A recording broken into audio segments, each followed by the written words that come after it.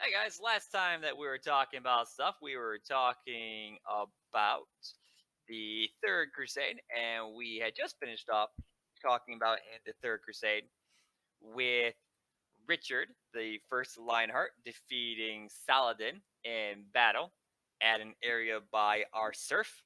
And in that battle, Richard I was able to hit a heavy cavalry charge on to Saladin's army, which dealt a heavy amount of damage to Saladin's army and forced him to retreat.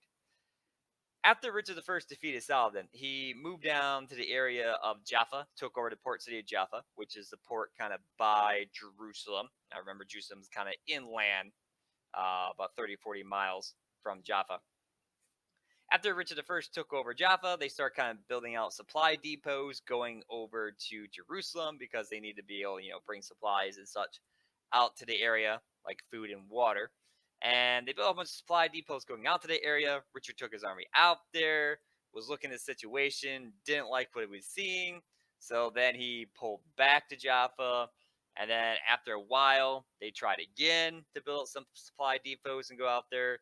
Richard I still didn't like what he saw when he got out there. He just didn't feel the supply lines were secure. And so after a while, he decides that instead of moving on to the city, he instead would try to talk to Saladin. So Saladin and Richard get a meeting, and they start to have a discussion about what they want to do. And after the two of them have a discussion, it's decided that they would stop their fighting for 3 years. And that would be the end of the Third Crusade. Going to make it 8. We're going to write down truce for 3 years. We're going to write down 8 truce for 3 years. So what ends up happening is that Richard doesn't feel that he can successfully take over Jerusalem and hold on to it. And Saladin's kind of sick of fighting against the Crusaders. So they come to an agreement to stop fighting for 3 years. At the conclusion of the peace, the Crusaders start to head back home.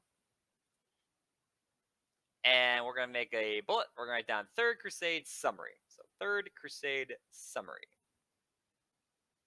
So, what does the Third Crusade accomplish? Well, it gains control of the coastline for the Crusaders. Going to make a 1.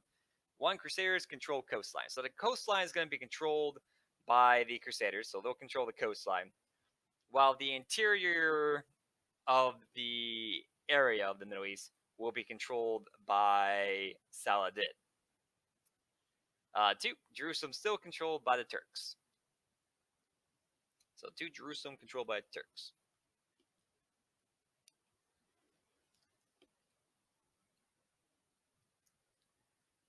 So it was agreed that the Crusaders would not fight against the Turks for 3 more years. What ends up happening is after this truce is made, a few months later, Saladin's actually ended up dying in Damascus. So Saladin ends up dying a few months later after the Third Crusade's over.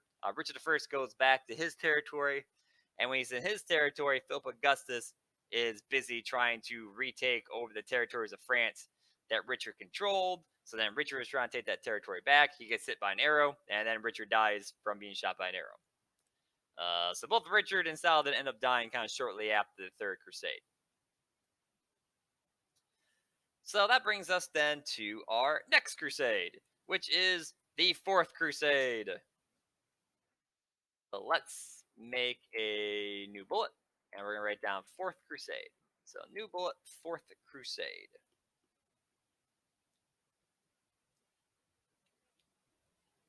So the Fourth Crusade gets launched in 1199. Now, even though the peace treaty or truce is signed in 1192 between Richard and Saladin, which meant the war could have continued in 1195, it's not until 1199 that a new crusade is launched to try and take over Jerusalem. However, this crusade's goal is a little bit different. So Richard I had come up with an idea, and in Richard I's idea that he came up with, he said that it was impossible to control Jerusalem if you didn't control Egypt. So you have to control Egypt to be able to control Jerusalem, according to Richard I. So therefore, the Fourth Crusade's goal is to go to Egypt, take over Egypt, and then march on to Jerusalem. So that's the goal of the Fourth Crusade. Let's go ahead, and we're going to make a 1. and we're going to write down led by the counts of Flanders, Bois, and Montfiat. So led by the count of Flanders, Bois, and Montfiat. So the Fourth Crusade's goal is to go to Egypt. However, the Fourth Crusade is going to run into a lot of problems, and you're going to see kind of what ends up happening with them. And part of the problem kind of starts off with, we're going to make it 2. We're going to write down Venice constructed a fleet of ships needed to transport the Crusade to Egypt. So number 2, Venice constructed a fleet of ships needed to transport the Crusade to Egypt. So what's going to end up happening is that the Counts of Flanders, Bois, and Montfiat, they're going to have a fleet constructed by the city of Venice. Remember, we talked about Venice before, how it's an island city-state where Marco Polo is from. And when we talked about them, we talked about how they're a city-state on the water, so an island. And they built up, pretty big fleets, and they're pretty good at boat making. What happens is that the Fourth Crusade has the city of Venice construct them a fleet of ships needed to transport the Crusade to Egypt. Now, according to the history books of this time period, they say that the First Crusade had 60,000 troops in it. Now, we know that's incorrect because when we talked about it, we know they actually had more like 35,000 people. However, they were bad with numbers back in the day, and they like to use number 60 quite a bit, so that's kind of why they went with number 60,000. So what ends up happening is the Count of Flanders, Bois, and Montfiat, they have Venice construct a fleet half the size of what the First Crusade had, because they're like, oh, the First Crusade had 60,000 people. We're probably not going to get 60,000. Maybe we'll get like 30,000. So let's have a fleet constructed for 30,000 people. So they had a fleet constructed that could transport 30,000 people from Venice to Egypt. And their plan was to have people show up at Venice and then pay money to get onto the boats. And if 30,000 people showed up and paid money to get on the boats, then they would be all good. However, that's not what ends up happening. Instead, what ends up happening is that only 11,000 people show up. So only 11,000 people show up of the numbers that the Crusade was trying to get. So they wanted to get 30,000, but only 11,000 showed up, which meant that the Crusaders owed like 2/3 of the money for the boats. And the counts all tried to spend a whole bunch of money trying to pay it back, but it still wasn't quite enough. And it was a pretty big problem because they owed a whole bunch of money to the city of Venice. So the Venetians are like, all right, look, Crusaders, you guys don't have the numbers you thought you were going to have. You owe us a ton of money. Well, let's do something to help you pay off the debts to us. You see, there's a city called Zara. And the city of Zara is rebelling against us. If you guys go put down a rebellion, we'll call part of your debt paid off to us. So the Crusaders are like, well, we can't, we got to pay them off, so I guess we'll go do it. So they go to the city of Zara, which is rebelling against Venice, and to go put down the rebellion. Go ahead and write down, Venetians and Crusaders siege the city of Zara. So that's going to be number 3, Venetians and Crusaders siege the city of Zara. So the city of Zara is a Christian city, and it's controlled by the Venetians, but it's rebelling against the Venetians. So the Crusaders go there, they put down the rebellion in Zara, they take over the city. And the Pope isn't very happy about this. The Pope is like, look, you guys are supposed to go to Egypt. You're supposed to fight against the Turks. You're a crusade. You're not supposed to be attacking our Christian cities. So he's not very happy with them. And he ends up excommunicating the Fourth Crusade. Excommunication means if you get excommunicated, you're not allowed to go to heaven. Okay, so that's what excommunication means. It means if you die, you can't go to heaven. So the Crusaders end up getting excommunicated. Although after some begging, the Pope then forgives them. However, after they're forgiven, another person shows up at Zara. He's a former emperor of the Byzantine Empire. He's Alexios IV. And Alexios IV had just been kicked out of power of Byzantine Empire. So he just got kicked out of power. And he comes over to Crusade and he's like, hey, I heard you guys had a whole bunch of money problems. You know what? I can help you with your money problem. If you put me back in charge of the Byzantine Empire, I'll pay you riches beyond your imagination. And Fourth Crusade, those leaders, they got a pretty big imagination. And they're like, well, we owe a ton of money to the Venetians. And this dude's promising us a ton of money. So, yeah, let's go do it. So the Crusaders, along with the Venetians, they both go to Constantinople, the capital of the Byzantine Empire, to put Alexios IV back in charge of the Byzantine Empire because, well, he promised them a ton of money. Go ahead and make a 4.